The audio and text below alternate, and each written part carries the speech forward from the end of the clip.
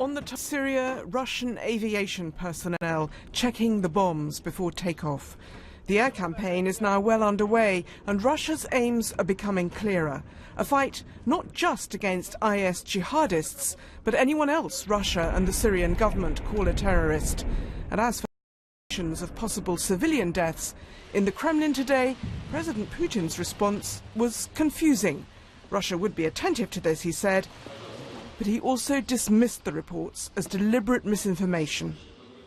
We are prepared for these information attacks.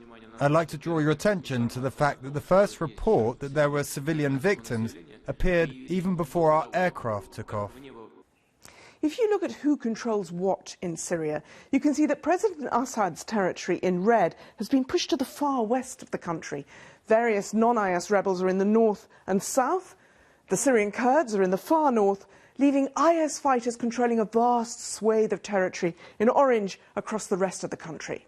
Now, Russia's airstrikes yesterday and today have been near Homs and Hama in the centre and Idlib in the northwest, but nowhere near the main IS stronghold of Raqqa, which does suggest Russia's priority may be to help President Assad regain territory, protect Damascus and his Latakia heartland, and of course Russia's naval base at Tartus.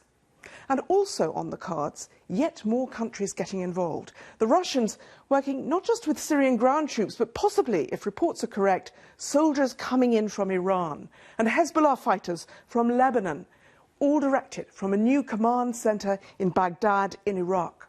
So possibly a coalition of Shia forces working with Russia against what they say are Sunni Islamist extremists, quite separate from the US-led campaign. All this leaves President Obama and his allies with no easy options. Technical coordination with the Russian military, yes, but there's no common purpose. We would welcome a constructive role by Russia against ISIL, but if their intent militarily is to prop up the Assad regime, all that do is exacerbate the conflict. And amidst all the confusion, there is one person who'll be welcoming this week's turn of events. President Assad, handed a lifeline by the Russians, even if it's not clear where all this is heading.